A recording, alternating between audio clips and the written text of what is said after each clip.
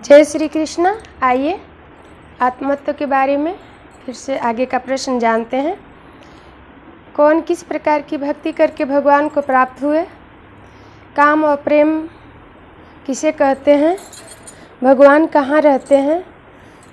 भगवान विष्णु और कृष्ण भगवान में क्या अंतर है? इस प्रकार के अनेक प्रश्न और आंसर हमने जान लिए। अब जानते हैं कि जीव के दुख का मूल कारण क्या है, जीव क्यों कष्ट पाता है।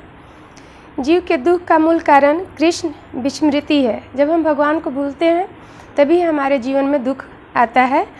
जब कृष्ण के साथ अपना नित्य संपर्क भूल जाते हैं तब उनका नित्य स्वरूप चिन्मय आत्मा विस्मृत के द्वारा और इस शरीर में आत्मबुद्धि के कारण इस जगत में हमेशा दुख के द्वारा जर्जित होता है। भगवान के भूलने के कारण ही इस शरीर को, मानव जीवन को दुख की प्राप्ति होती है। अष्टांग योग क्या क्या है? यम, नियम, आसन, प्राणायाम, प्रत्याहार, धारणा, ध्यान, समाधि, इस प्रकार के योग पद्धति को अष्टांग योग कहते हैं। अष्टसिद्धि क्या है? इससे पहले हमने अष्टांग योग के बारे में जाने। अब है कि अष्टसिद्धि क्या है। अनिमा, महिमा, लघिमा, प्राप्ति, प्राक्म्य, इशिता, वशिता और कामवशिता, ये सभी अष्टांग सिद्धि है। भगवान का निर्वेश रूप क्या है? भगवान श्री कृष्ण नित्य काल गोलोक वृंदावन में अवस्थान करते हैं। उनके शरीर से निकली हुई ब्रह्म ज्योति चित आकाश में स्थित चिन्मय जगत को आच्छादित किए हुए हैं। यही निर्वेश रूप है। मनुष्य एवं पशु में क्या अंतर है? भगवान ने तो सभी को बनाया और मनुष्य को अलग बनाया है, विशेष है। तो मनुष्य में और पशु में क्या अंतर है? पशु एवं मनुष्य दोनों में आहार, निद्रा, संभोग करने एवं सुरक्षा करने के लिए आवश्यक बुद्धि होती है, परंतु मनुष्य के पास अतिरिक्त बुद्धि नहीं होती है जिससे वह भगवान के मनुष्य के पास अतिरिक्त बुद्धि होती है जिससे वह भगवान के बारे में जान सकता है, और पशु के पास अतिरिक्त बुद्धि नहीं होती क्योंकि वह भगवान का पूजन भजन नियम को नहीं जान पाते हैं। 7 श्रेणियों के मनुष्यों को कितने प्रकार हैं और क्या क्या है? 7 श्रेणी के मनुष्य 3 प्रकार के होते हैं। कर्मी, जो शास्त्र पालन करते हुए जड़ सुख भोग करते हैं। कर्मी सकाम और निष्काम 2 प्रकार के होते हैं। दूसरा मुक्तिकामी, जो जड़ बंधन से मुक्त होना चाहता है। तीसरा भगवत भक्त, जो भगवान श्री कृष्ण की सेवा में नियोजित रहते हैं। सर्वश्रेष्ठ परोपकारी कौन है? कृष्ण भगवान का प्रचार करने वाले भक्त, जो सभी को भगवान के प्रति भक्ति के माध्यम से जड़ बंधन से मुक्त होने के लिए उत्साहित करते हैं, वही सर्वश्रेष्ठ परोपकारी हैं। जो भगवान कृष्ण के भक्ति को प्रचार करते हैं, सभी को बताते हैं कि भगवान की सेवा करना चाहिए, उनका नाम जाप करना चाहिए, उनकी कथा सुनना चाहिए। इससे हमारे पाप दोष, जीवन के जो भी कुछ अनिष्ट होना रहता है वे सभी समाप्त हो जाते हैं और सुख और मंगल ही मंगल होता है। भक्ति योगी किसे कहते हैं? भगवान श्री कृष्ण के प्रति प्रेम, जिसकी एकमात्र अभिलाषा है और जो अन्य भाव से प्रगाढ़ प्रेम के द्वारा भगवान श्री कृष्ण के प्रति भक्ति में युक्त रहता है, उसे भक्ति योगी कहते हैं। जिसका केवल एक ही उद्देश्य है, भगवान कृष्ण की पूजा करना, भक्ति करना, सेवा करना और उनका कथा का प्रचार करना, गुणगान करना, यह भक्ति योगी है। ये सब जो करते हैं वो भक्त हैं। ज्ञानी योगी और भक्त के बीच श्रेष्ठ कौन है और क्यों है? एक ज्ञानी योगी होते हैं जो अपने ज्ञान से, आइए जानते हैं, इसको पहले जान लेते हैं। भक्ति ही सर्वश्रेष्ठ है। यहाँ पर भागवत गीता में बताया जाता है कि योगी तो 4 प्रकार के होते हैं, पर जो भक्ति योगी है वही सर्वश्रेष्ठ है। ज्ञानी भगवान के अव्यक्त निराकार रूप की उपलब्धि कर सकते हैं, लेकिन भगवान को प्राप्त नहीं कर सकते। योगी भगवान के आंशिक प्रकाश का परमात्मा रूप में हृदय में दर्शन करते हैं।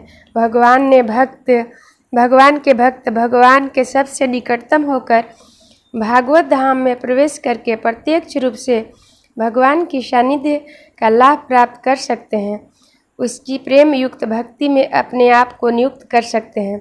इसलिए भक्त भगवान को अन्य प्रिय हैं। गीता में भगवान श्री कृष्ण भगवत भक्त को ही श्रेष्ठ बताते हैं। गीता में वर्णन है, या समाज में भी हम सब देखते हैं कि जो भक्त होते हैं वो कोई महान विद्वान या बहुत शास्त्रज्ञ नहीं होते हैं। उन्हें चारों वेद या शास्त्र ये सब का बहुत ज़्यादा ज्ञान नहीं होता है, पर उनकी कोमल भक्ति और निश्चल भक्ति से भगवान उन पर प्रसन्न हो जाते हैं, उनको दर्शन देते हैं, उनके सामने भगवान प्रकट हो जाते हैं। भक्त को बहुत ज़्यादा ज्ञानी होना या बहुत ज़्यादा मतलब अपने समाज में दिखावा की ज़रूरत नहीं है। उनकी तो कोमलता से ही भगवान, उनके निश्चल प्रेम से ही भगवान उन पर रीझ जाते हैं। इसलिए गीता में बताया गया है कि भक्ति जो होता है, भक्त योगी ही सबसे श्रेष्ठ है और वे आसानी से भगवान के दर्शन पा लेते हैं। श्री कृष्ण के जन्म कर्म और जीवन के जन्म कर्म में क्या अंतर है? श्री कृष्ण के जन्म कर्म दिव्य हैं। भगवान का तो जन्म दिव्य ही होता है। वे त्रिगुणातीत और अपने इच्छा से जीव उद्धार के लिए इस जगत में वर्णित होते हैं। भगवान को कोई जन्म नहीं देता, वो खुद ही अपने से इस जगत में आते हैं मनुष्य जाति के ज्ञान के लिए, उद्धार के लिए, उन्हें संस्कार देने के लिए। और जीव का जन्म उनकी अज्ञानता के कारण होता है। वे अपने कर्म फल भोगने के लिए आते हैं। जीव जो आते हैं अपने कर्म के अनुसार इस धरती पे आते हैं, अपने कर्म के अनुसार फल भोगते हैं। अच्छे कर्म वाले सुखी रहते हैं और जिनका कर्म सही नहीं रहता उन्हें तो जीवन में थोड़ा कष्ट आता ही है। एक निर्दिष्ट शरीर ग्रहण करने के लिए बाध्य होते हैं। अपने कर्म के अनुसार ही उनको 84 लाख योनियों में से किसी एक जीव में जन्म होता है। जीव को इस जगत में जन्म ग्रहण करने के लिए पुरुष के शुक्र के आश्रय द्वारा उनके कर्म के अनुसार उसी प्रकार की योनि प्राप्त होती है। जीव होते हैं जैसे मनुष्य हैं, पशु पंछी, कोई भी जीव, तो उनके एक जन्मदाता माता पिता होते हैं। चाहे वह पशु योनि में हो, पंछी योनि में हो या मनुष्य योनि में हो, तो माता पिता के द्वारा ही जन्म ले सकते हैं। और भगवान के लिए तो ऐसा नहीं है। भगवान तो कभी किसी के गर्भ में नहीं आए, वो तो प्रकट होते हैं। त्रिगुणात्मिका और माया शक्ति के द्वारा परिचालित होते हैं। इसीलिए है जीव उनके कर्म फल भोगा करते हैं। जीव के सभी कर्म भगवान के द्वारा ही नियंत्रित होता है। कर्म तो भगवान के द्वारा ही नियंत्रित होता है और उसी के अनुसार भगवान अपना वहाँ से मनुष्य के या हर जीव को कर्म के अनुसार फल देते हैं। अब इसके समझाने के लिए एक मैं छोटा सा उदाहरण दे रही हूँ। जैसे हम सब वीडियो बनाए, वीडियो को अपलोड करते हैं। ये वीडियो सभी जगह तो चली जाती है, लेकिन उसमें क्या सुधार करना है? अगर कोई वर्ड शब्द गलत लिखा गया है, उसको मैं ही जो वीडियो बनाया है, जो अपलोड किया है, वो बैठे बैठे सुधार देगा और सभी के मोबाइल में वो चीज़ें सही हो जाएगी। लेकिन कोई और जो देख रहे हैं, पढ़ रहे हैं, सुन रहे हैं, जिनके पास ये वीडियो जा रहा है, उसे सुधार नहीं सकते। वो बस समझ ही सकते हैं कि हाँ यहाँ पर गलत है। इसी तरह हम सबका भगवान के हाथ में डोर है। भगवान हमारे कर्म के अनुसार उन्हें क्या सुधारना है, कब उन्हें सुखी रखना है, कब दुखी रखना है, उनको सदा सुखी रखना है, वैसे भगवान जानते हैं और वो अपने बैठे बैठे वहाँ पे नियंत्रण करते रहते हैं। कोई आश्चर्यजनक नहीं है। जब मनुष्य इतना कुछ कर सकता है तो भगवान क्या कर सकते हैं, उसका कोई वर्णन नहीं है। भगवान के कार्य का वर्णन नहीं किया जा सकता है। समाज कल्याण कैसे हो सकता है? हम सब समाज का कल्याण कैसे कर सकते हैं? मनुष्य का दायित्व है, मनुष्य जीवन लिए हैं, तो समाज के लिए कुछ करना भी हम लोग का कार्य होता है। तो कृष्ण भगवान अमृत अपनाकर समाज का यथार्थ कल्याण हो सकता है, क्योंकि कृष्ण भगवान की ही चेतना का उच्चतम स्तर है।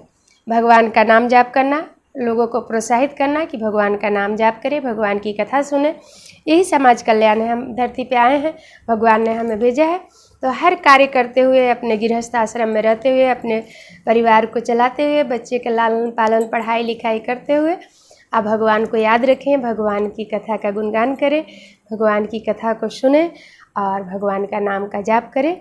आइए हम सब मिलकर 2 लाइन भगवान का नाम जाप करते हैं। श्री कृष्ण गोविंद हरे मुरारी, हे नाथ नारायण वासुदेव। श्री कृष्ण गोविंद हरे मुरारी, हे नाथ नारायण वासुदेव। जग में सुंदर है दो नाम, चाहे कृष्ण कहो या राम। भज लो राम राम राम, भज लो श्याम श्याम श्याम। जग में सुंदर है दो नाम, चाहे कृष्ण कहो या राम। बोलिए जय श्री कृष्णा, राधे राधे। जो कोई भी इस वीडियो को देख रहे होंगे, आपसे मेरा नम्र निवेदन है कि जो लोग सब्सक्राइब नहीं किए होंगे ज़रूर सब्सक्राइब कीजिएगा, और जो लोग सब्सक्राइब कर दिए हैं तो उनसे निवेदन है कि कथा को लाइक करें और ज़रूर सुने, शेयर करें। जय श्री कृष्णा।